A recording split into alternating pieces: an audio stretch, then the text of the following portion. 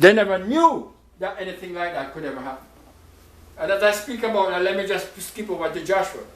Because Joshua, the Bible said that they were supposed to cross the Jordan River. The Jordan River is swelling, right? And the scripture said that Joshua told the priest, he said, you, take up the Ark of the Covenant. That's how with the staves in it. And you're going to carry it.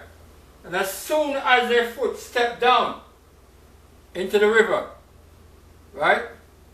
The river just opened like that.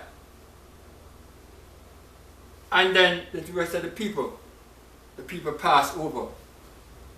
So they just stay right there and let everybody pass over. And Joshua said, we're going to leave some stones in here as a memorial. And the children of Israel remember what God did here. Sometimes you don't even understand with these people. Even if God, does something, and I say must always keep a memorial. You know, that's one reason why some of us can't get victory. We can't reach to any heights. And I said, well, I'm not talking about, oh, you have little faith. I said, what is God supposed to do to increase our faith? What is He not supposed to do to get us to 100% faith? Right? He brought us to the Red Sea. I still didn't get it.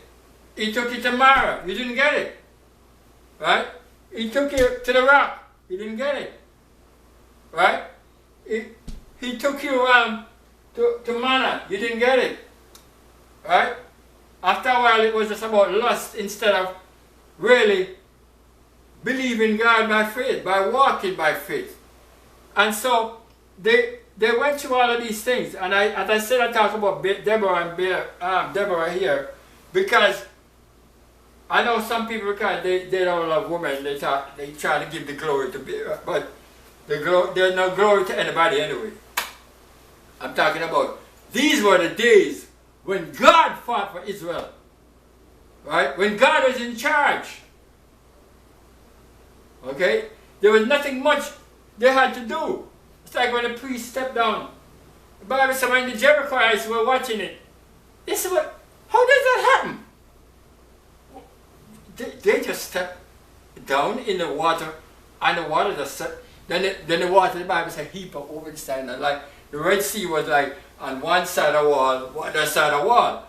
Because the sea is different, you know, the sea, the mass. The river come down. And so there's one side of the wall here, and the water up there, you know, and no dam, nothing up there holding it, you know. Then look, it's water. So where's the dam that holding this water up here? Then they look down the other side, no water because no water not flowing, so the other side gone, it's dry. I said, well, how does that happen? What are these people doing? What kind of God is that does things like that? Right? So they are so scared now, they wouldn't even make a fly, an ant pass through, as it were.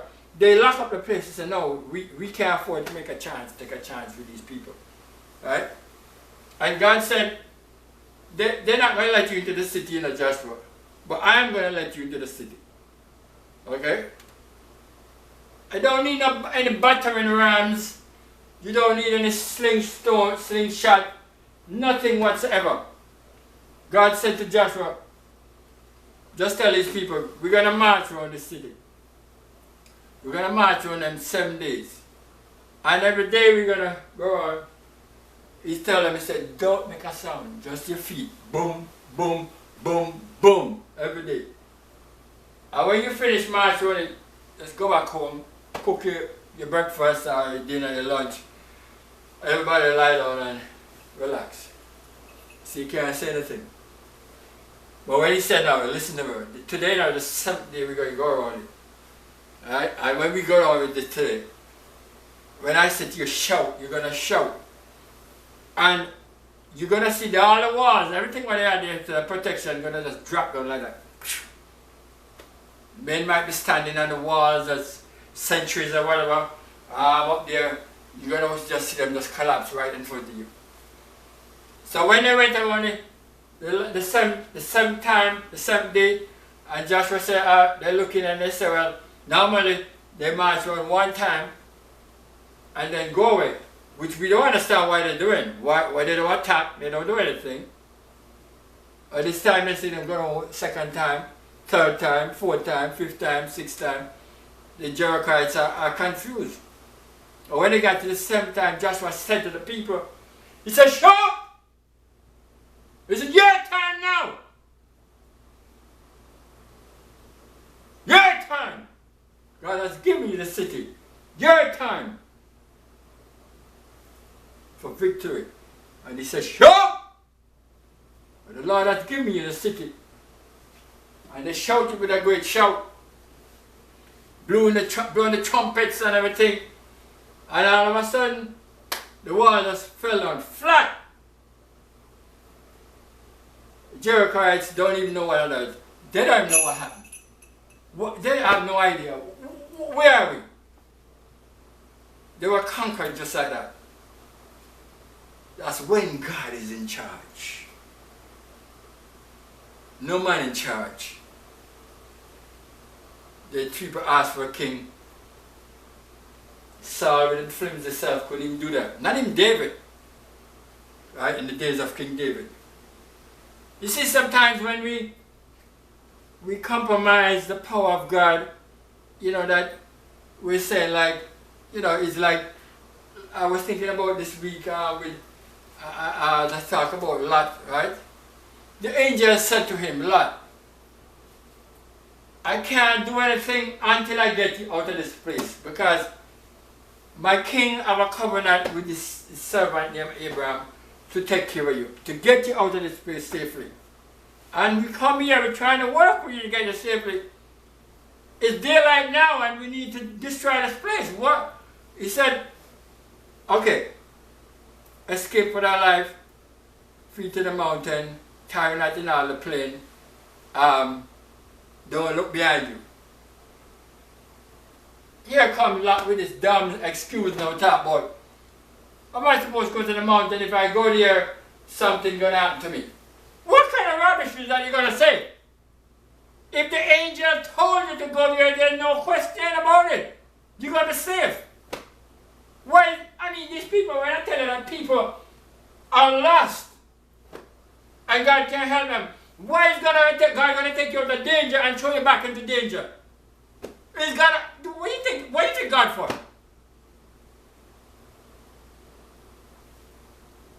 He's trying to save your life by taking you out of Sodom, and then he's going to throw you into a mountain for a bear to kill you. Really? Is that the God you serve? What do you think God for to me like he's, you have no intelligence? So if you are that smart to know that, well, you wouldn't do that, so would you think you're smarter than God? There's some of the things that you come up with. And then the angel said to him, okay, alright. Oh Lord have mercy. Okay. He said, let me go over this city. He said, alright, go on, go. You see, but later on now, when Lot saw the destruction that came upon Sodom, then he said, whoa, let's get to the mountain. Too late. Right? Too late. Because he's not going there by faith. He's not going there in obedience. He's going there by fear. Right? Fear and scare.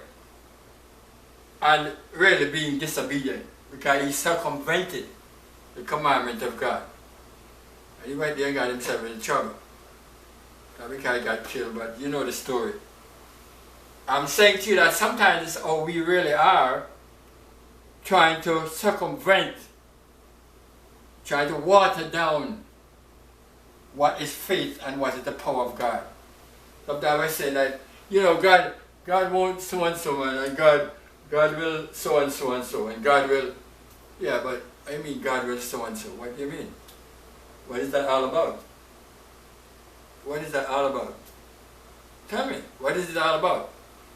Okay, God can still work through our king. Yeah, God can still work through our princes. No! No! Don't compromise the power of God. Israel took a compromise. And so, as I said, in the same way in this country, we said that you get what you pay for, right? Sometimes a person say, you know, I went to this place and I paid $1 and I got this thing. Alright, well when you taste it, you say, no, this don't taste like, why you say, no, or maybe you go buy this gas or whatever, or when you know the gas burn out your tank, and you have to go buy again, because you bought cheap gas, right? You get what you pay for. So they got what they paid for, right? They gave up God, okay, and this is what happens in the world today. This is why we are in the crisis of where we are today. Because they chose man instead of God. And they gave up the power, right? What is happening here in this America here, for example? America was the nation that taught the world things pertaining to God. You know, Voice of America and all these programs which went all over the world preaching the gospel of Christ, and Bibles and Gideon's Bibles, and you know, all these things were preaching, but America gave up God, right? In our schools, in our institutions, right? We used to say, God bless America. Now they just say it now for politics, just to get the votes. It means nothing now, right? It means nothing. But the Bible tells you clearly, it says, righteousness exalteth a nation, but sin is a reproach to the people. So what they did, they exchanged God. Like they put him on the stock exchange and changed him out. Alright? And they got what they paid for. They got what they paid for. The Bible tells you about Gideon, and when Gideon when the angel called him and told him God has appointed you to free Israel from the Midianites, Gideon was saying like, me? So, really? Say, you, yes, you. Okay. And Gideon saying, but I'm really nobody. How on earth, was this a mistake, God? I need to prove this to myself. And he went through this thing where the fleece was dry one night and around it wet, and then the other way around, the fleece wet and around it dry, and all these things he did. Finally, he said, God said to him, you know something, Gideon? I have a thing for you. This one will just steal the cake, right? Because when you blew the trumpet, 32,000 men came up, and I bring you down now to under 300 men. It's kind of far-fetched for you might be to say what I mean. My 32,000 army now down to 300, and I mean, we gotta be like scattered. How are we gonna do this job here? He said, you know something, go down to the Midianites, your own enemy you're gonna fight. Go down there. So Gideon goes down there. When he go down there, he hear a man telling a dream. So that, you know, a little barley horse tumble down the horse of Midian, little barley loaf of bread, tumble down the horse of Midian and consume it. Then he hear the nice man interpreting the dream for him and tell him, this is none other than the sword of Gideon, because God, and Gideon is saying, but I don't even know this dream from Adam. They're talking this dream, and this dream is about me. He said, Lord, yes, Lord, yes, Lord, yes, Lord. I got it. Right? Gideon went out there, man. They blew with the trumpet, right? They break the pitcher with the lamps in it, our Father. The sword of Gideon, of the Lord and of Gideon, right? These were men of God. When God gave them the victory, Bible said they came to Gideon afterward and said, Gideon, we're going to make you to be king. Gideon said, no, make me to be king. What do you mean by that? We already have a king. You act like you don't know that? What do you mean, make me to be a king? We already have a king. I'm working under that king. So don't come to me with that story. He had a son who wanted to be king so much that he killed out the rest of his almost 69 children, his brothers, so he wanted to make himself to be king. There was that lust for power. That man just wanted to be in control. man will not submit himself,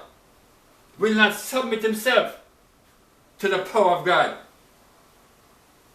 And I'm telling you, God should not have to force you or put you down like I did to Pharaoh for you to accept his power. No.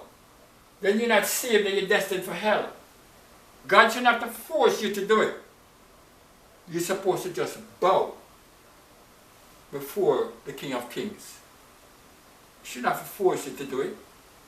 To do it. To accept him as the Lord. He's the creator, he's the one who made you.